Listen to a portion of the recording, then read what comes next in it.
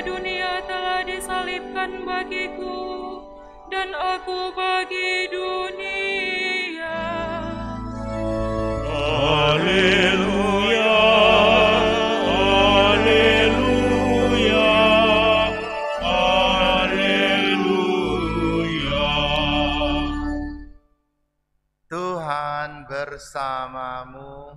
Dan bersama rohmu. Inilah Injil suci menurut Santo Markus. Dimuliakanlah Tuhan.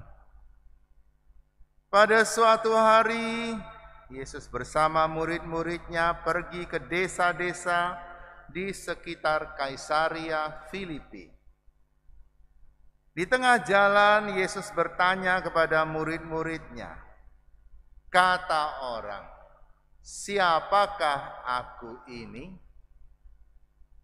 Para murid menjawab, ada yang mengatakan Yohanes Pembaptis, ada juga yang mengatakan Elia, ada pula yang mengatakan seorang dari para nabi.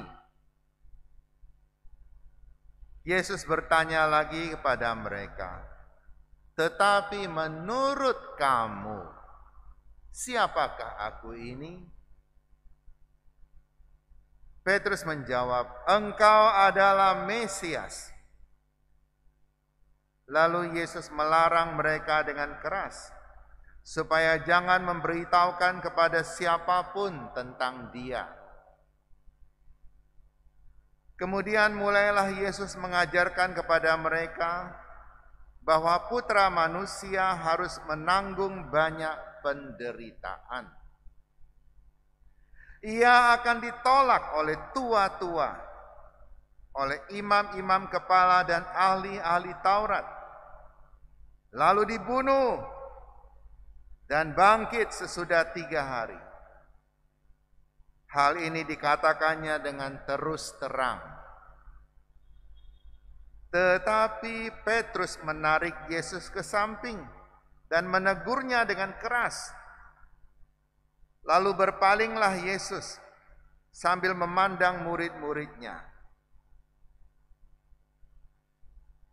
Ia menegur Petrus dengan keras, enyahlah iblis, sebab engkau bukan memikirkan apa yang dipikirkan Allah, melainkan apa yang dipikirkan manusia. Lalu Yesus memanggil orang banyak dan murid-muridnya, dan berkata kepada mereka, jika seseorang mau mengikuti aku, ia harus menyangkal dirinya, memanggul salibnya, dan mengikuti aku. Karena siapa saja yang mau menyelamatkan nyawanya, ia akan kehilangan nyawanya. Karena aku dan karena Injil, ia akan menyelamatkannya. Demikianlah sabda Tuhan. Terpujilah Kristus.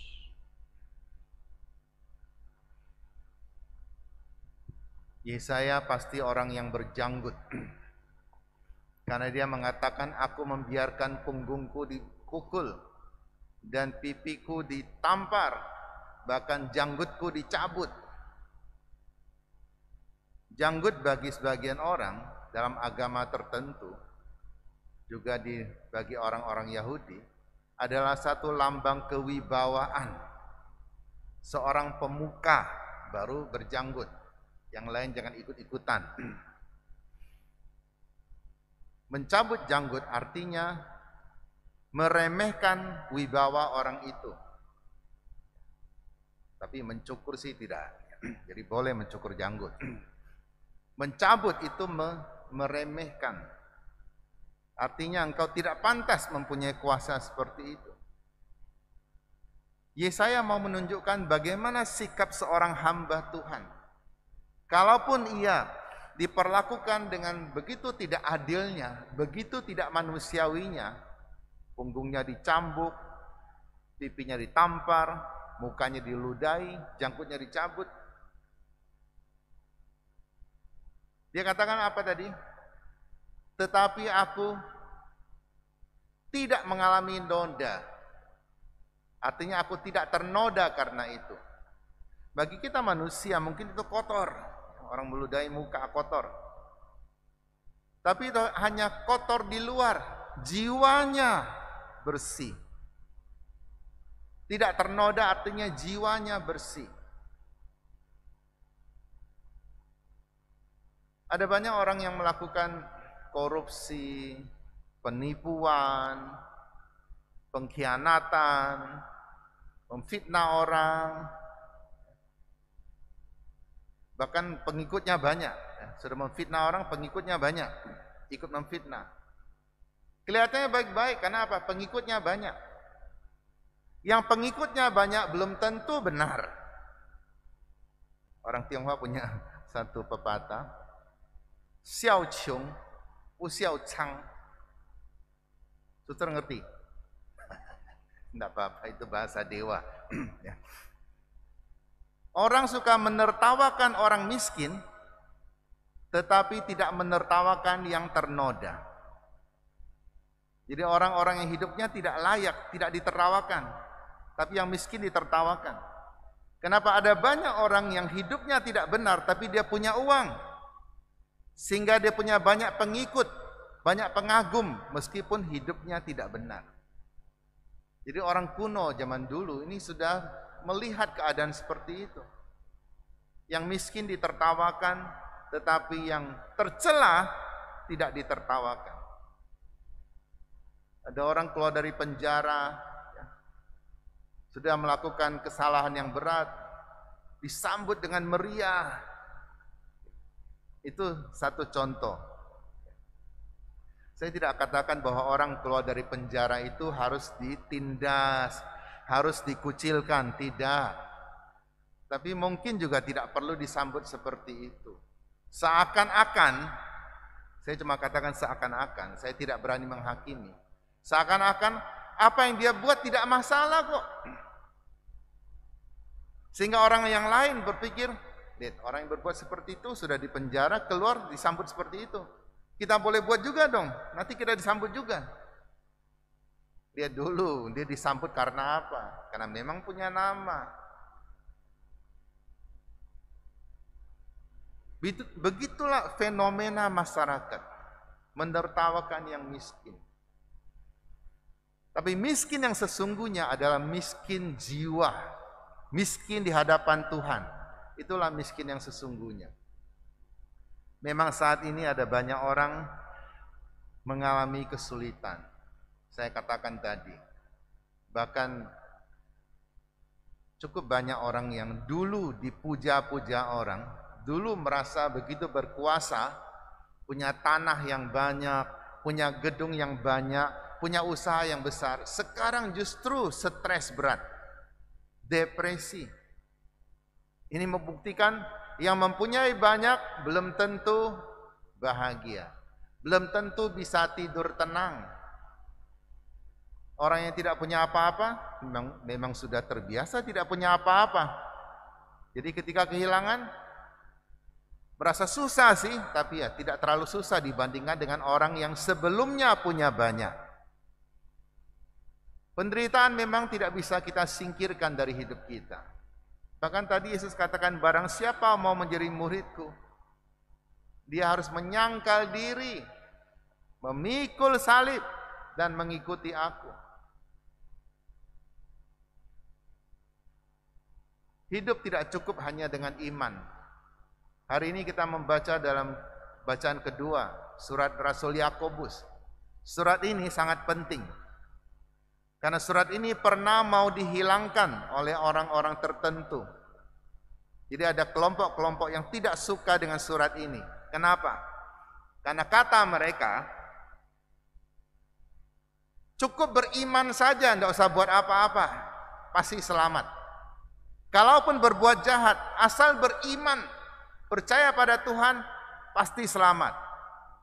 Itu kepercayaan mereka. Karena itu, surat Rasul Yakobus tidak cocok dengan pikiran dan pandangan mereka. Itu mau disingkirkan dari Alkitab. Untung tidak. Yakobus ingatkan pada kita, jangan bilang kau beriman jika engkau tidak berbuat. Tunjukkan imanmu padaku tanpa perbuatan. Saya, Yakobus, akan menunjukkan bagaimana saya berbuat untuk membuktikan saya beriman. Banyak orang berdoa pada Tuhan. Jadi ingat kata ini ya, berdoa kepada Tuhan. Jangan keliru. Banyak orang mengatakan berdoa kepada Maria, berdoa kepada Yosef. Itu salah. Kita hanya berdoa kepada Tuhan. Tetapi Maria dan Yosef, kita berdoa melalui perantaraan Ibu Maria, perantaraan Santo Yosef. Ini bukan hanya sekedar kata-kata, karena kata-kata ini mengandung makna yang dalam.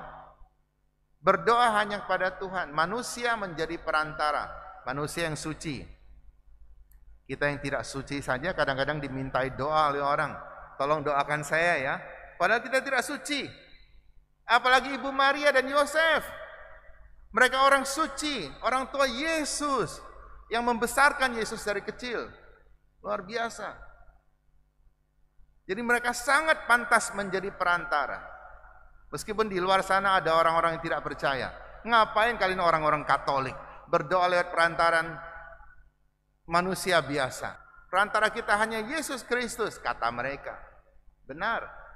Tapi Yesus juga memberikan kuasanya kepada manusia. Karena itulah dia katakan kepada Petrus, engkau Petrus, di atas batu karang ini akan kudirikan gerejaku atau jemaatku.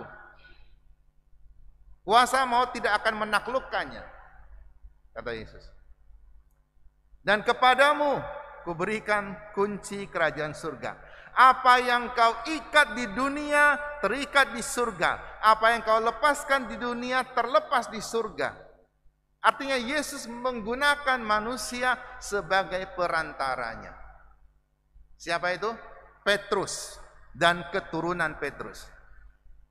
Bukan yang lain.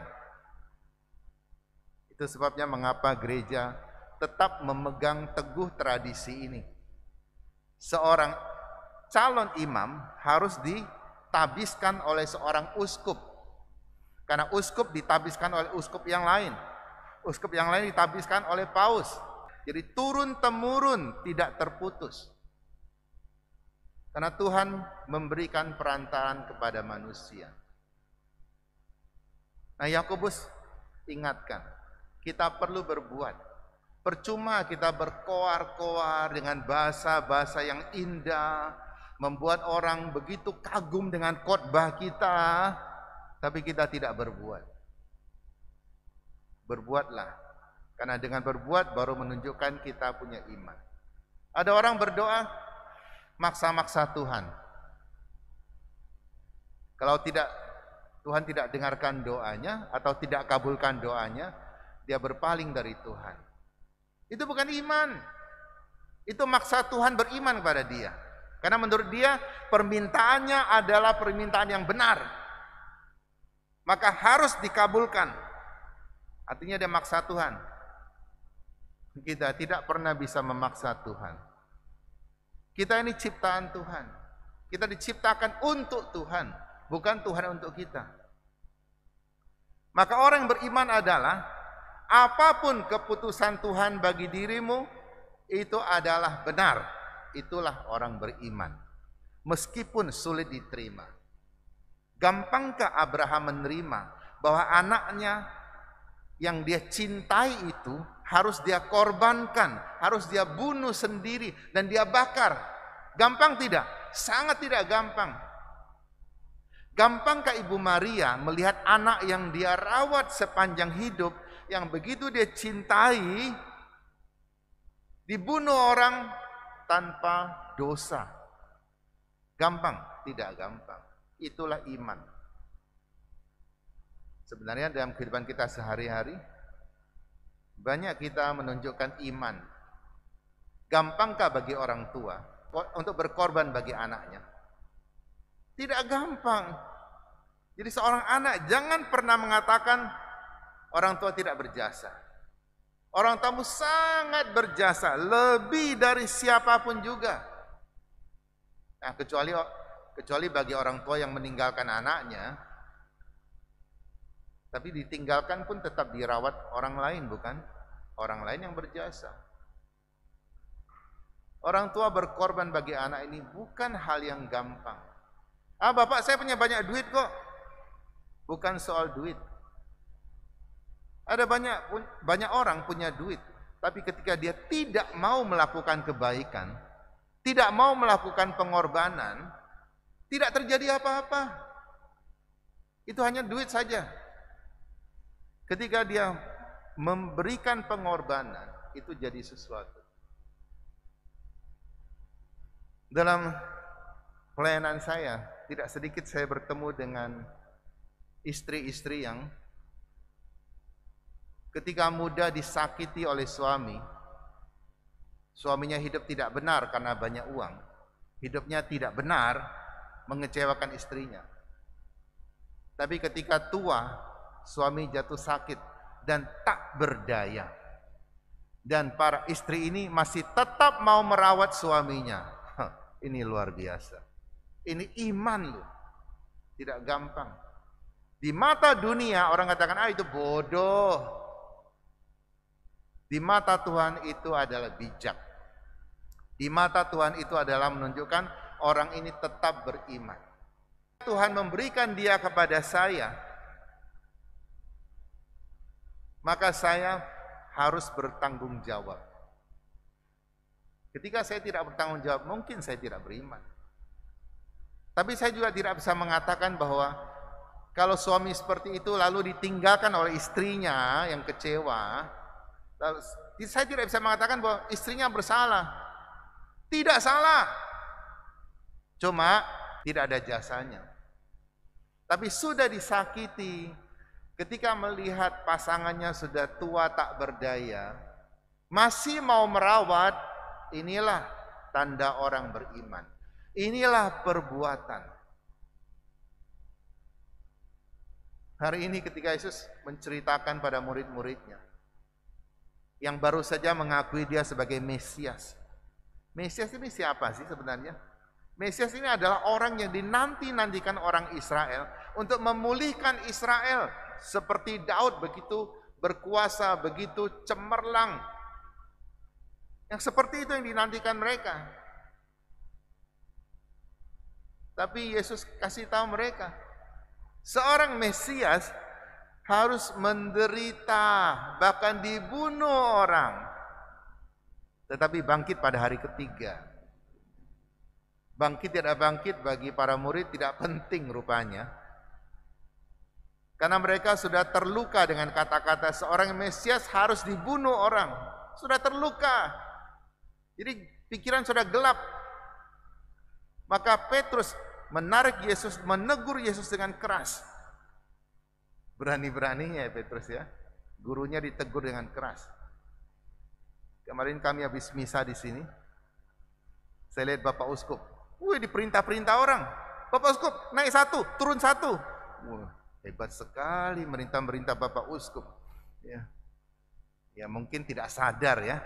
Mau supaya fotonya bagus, naik satu, turun satu, naik satu ya. Maju cantik, mundur cantik. Mungkin itu ya maksudnya.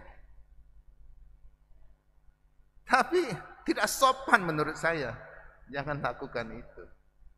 Memang tidak punya maksud itu, saya tahu. Tapi janganlah. Ya. Karena saya lihat saya dan Bapak Uskup, kami berdua di sini, kami tidak sulit diatur kok. Yang sulit diatur tuh yang lain.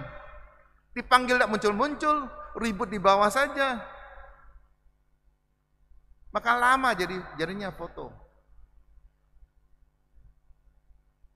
Sementara hari makin malam, Bapak Uskup harus pulang ke tempat diam beliau. Umat hanya memperhatikan diri sendiri. Asal saya bisa foto dengan Bapak Uskup, saya bangga. Saya pamer-pamer kemana-mana. Sudah foto bersama tidak cukup, mau foto berdua Bapak Uskup lagi. Minta Bapak Uskup pegang kepala lagi. Ada-ada aja. Untung saya bukan uskup. Kalau saya uskup pun tidak akan saya lakukan. Jangan berlebihan. Jangan berlebihan. Nah, Petrus hari ini, dia ngatur gurunya. Dia tegur gurunya dengan keras. Sekali-kali tidak boleh terjadi hal seperti itu. Apa kata Yesus? Enyahlah iblis. Kalau saya jadi Petrus, kalau Anda jadi Petrus juga, mungkin kita akan sangat tersakiti. Kita bermaksud baik dibilang iblis. Kenapa iblis? Petrusnya bukan iblis, tetapi kemauannya ini iblis, karena bertentangan dengan kemauan Tuhan. Semua perbuatan dan keinginan, niat yang bertentangan dengan Tuhan itu keinginan dan niat dari iblis. Itulah iblis. Jadi orangnya tidak, keinginannya itu yang salah. Maka Yesus ingatkan pada mereka, kalian pikir kalau saya disalib, kalian selamat. Sebagai muridku sama saja. Kamu harus menyangkal diri. Apa yang ingin kita lakukan demi kesenangan kita, terpaksa kita tunda atau kita urungkan supaya keadaan lebih baik. Saya pikir para suami istri mengalami itu. Kadang-kadang ada keinginan tapi ditolak, kita kecewa. Tapi kita bisa menerima itu. Atau dalam biara, jadi jangan pikir hanya ada masalah dalam rumah tangga. Oh, dalam biara juga. Kadang-kadang ada orang yang dalam biara tidak ngomong, bisa musuh-musuhan. Ada masalah. Tapi menyangkal diri adalah, demi kebaikan saya tahan diri saya. Itu menyangkal diri. Memikul salib apalagi tidak gampang. Mengikuti Yesus ini yang paling tidak gampang. Jadi menyangkal diri susah. Memikul salib susah. Yang paling susah mengikuti Yesus. Artinya apa yang dilakukan oleh Yesus, diyakini oleh Yesus, kita yakini juga. Ini yang susah. Karena kita ini suka tawar-menawar dengan Tuhan. Tuhan, Engkau bilang ampuni musuh. Bolehlah. Yang lain-lain saya ampuni. Yang satu itu tidak. Tolonglah Tuhan, jangan. Yang satu saya tidak mau. Apakah sudah mengikuti Tuhan? Tidak. Tapi jangan salah mengerti. Tidak mengampuni orang, itu artinya kita masih mencari masalah dengan orang itu. Kalau kita terbayang oleh perbuatan jahatnya, itu manusiawi sekali. Kalau kita menghindari orang itu supaya tidak dilukai lagi, itu manusiawi sekali. Tapi yang buruk adalah kalau kita terus berpikir buruk tentang orang itu, kita menceritakan pada orang tentang keburukan orang itu, kita mau supaya orang-orang mengikuti kita, memusuhi dia, ini baru tidak mengampuni namanya. Jadi sejauh kita tidak lagi bermasalah dengan orang itu sudah mengampuni. Jadi jangan terlalu polos. Kadang-kadang orang berpikir mengampuni artinya sungguh-sungguh melupakan kesalahannya. Saya pikir sulit, kecuali kau pikun. Ada orang yang sudah pikun, anaknya pun dia tidak kenal lagi. Tapi salah orang dia ingat, utang orang dia ingat. Tidak sungguh-sungguh pikun sebenarnya, dia ingat. Yang tidak mau dia ingat memang dia tidak ingat. Yang mau dia ingat terus. Utang orang, salah orang. Semoga kita mampu menjadi murid yang benar. Menyangkal diri, memikul salib, dan terutama mohon berkat Tuhan agar kita mampu mengikuti Tuhan. Amin.